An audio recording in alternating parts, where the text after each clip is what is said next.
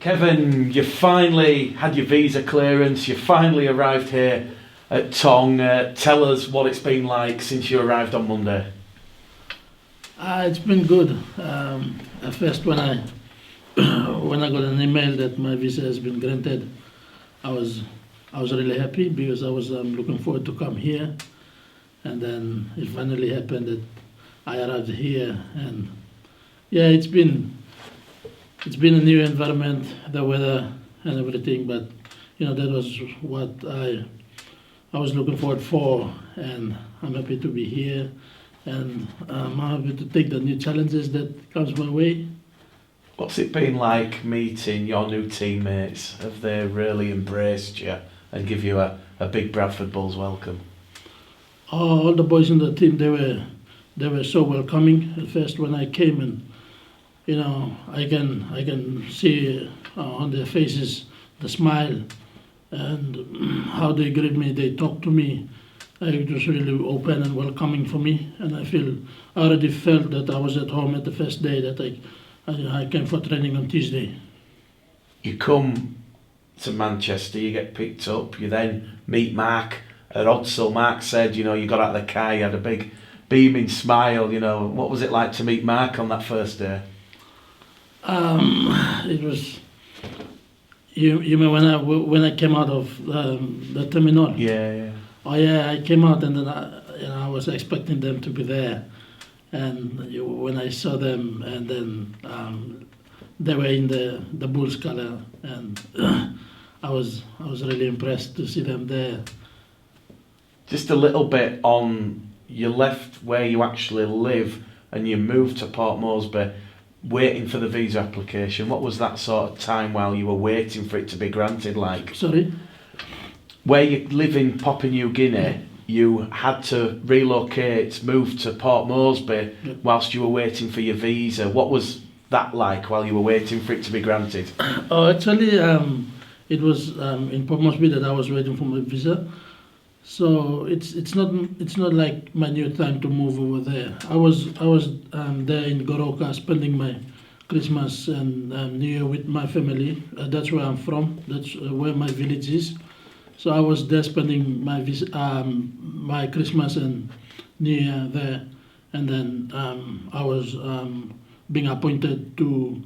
I had an appointment to do the biometric test for my visa, and that's when it was after the New Year where I moved to Port Moresby. But then I used to live there as well. I did my study there as well. And then the time that I was with the PNG Hunters, we used to base there and play. So when I went there, like it's like my second home, apart from Goroka. So yeah, it was all good. What's the reaction been like from your family? Because obviously this is such a big decision for you to make. You could have stayed in Papua New Guinea playing with the PNG Hunters, but you decided no, you're going to come halfway across the world, and play for a prestigious rugby league club like the Bradford Bulls. All the family would want the best for every family member. So they know that this is an opportunity for me, and this might be a life-changing decision for me. Who knows? Future is uncertain. So yeah, they were really.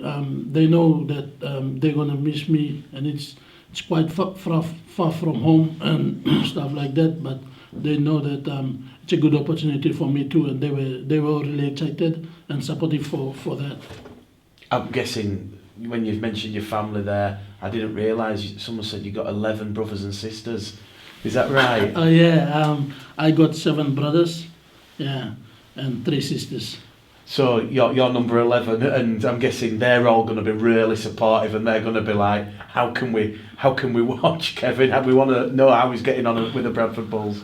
Oh yeah, they always watch all my games. When I was with the SB Hunters, they usually watch all my games. They never miss a game, and for me to come here and play in Papua New Guinea, they don't telecast England games, but I'm sure there's there will be ways where there's links or application where they can use for them to watch my games here, and I'm sure they're gonna do that. Well, certainly the games get put on the club's YouTube channel so they can watch the full games. It might be a day or so late, but they'll be able to watch the full games on the club's YouTube channel, so I'm guessing that's good. About you and your rugby league journey, where did it start? It started when I was in my second high school days in Goroka. Yeah, I started playing schoolboys there, and I started playing under 15, 16, and that's where I made my way up. And rugby league and Papua New Guinea go basically hand in hand. It's like the perfect marriage. It's the only country in the world where rugby league is the national sport. Just give us a little bit, what's it been like, you growing up when Papua New Guinea have been in World Cups and there's all that frenzy and everyone's getting excited? Oh yeah, every son in Papua New Guinea, when they are growing up, they always have football in their hands, the ball, and it's not just on the field that we usually go and play. Whether there's a space or at the backyard where we can play rugby, we play rugby. It's not like an organized competition or league or whatsoever. We just play, and we love footy. And growing up, I always have this passion about rugby. So when I had the chance, I started playing schoolboys, and then I made my way up, was committed to the football, rugby that I was playing, as well as my study as well. So I was hand in hand with rugby and my school as well as I grew up. This recent World Cup that's just taken place, were you ever aware that there would be interest from clubs over here, like Bradford and I suspect others, that potentially, there is going to be a big decision for you to make, leaving P&G Hunters and coming over to the UK? Oh yeah, while I was still with the Hunters last year, my assistant coach Paul Hayton, he informed me that Bradford has shown interest in you, and they were asking about you. So when I was called for the World Cup, I knew that I would most likely get an opportunity out there, and would be there would be clubs coming up, and I would be lucky to sign contracts and stuff like that. But then I don't want that. I did not want that to come in way of my preparation towards the World Cup. So I was just keeping coming on that aspect, and was looking forward for the game and how I'm going to perform and stuff like that.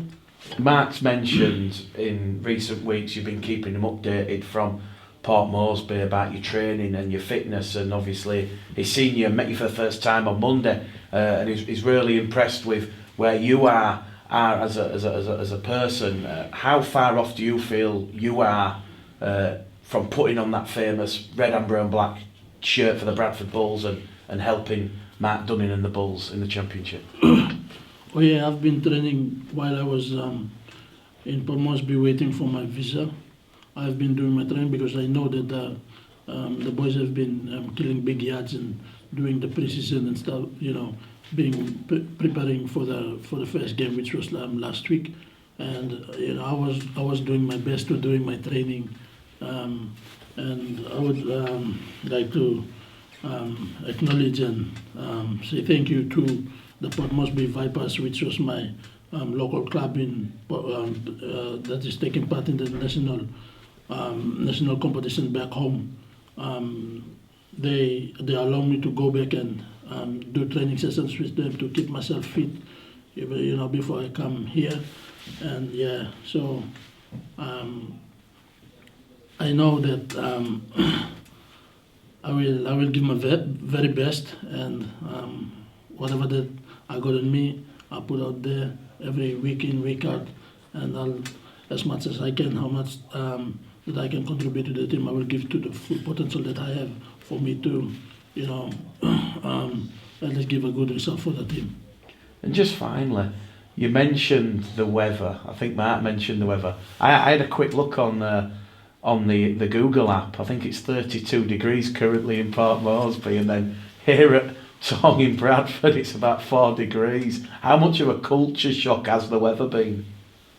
Yeah, it's always humid in Port Moresby, so that's where I've usually for the last couple of years I've been there training, playing there, and you know I and most of the boys we used to weathers like that, and for me to come here it's like a weather shock for me, but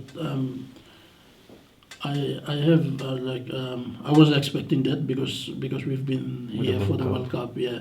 So I was expecting that, and then the first session that we had on Tuesday, I can feel the difference, and the air is too thick for me, and then I struggled a bit for the first block of session. But then as the session go along, it gets better. But I'm sure that it will get better, and then I'll get used to it.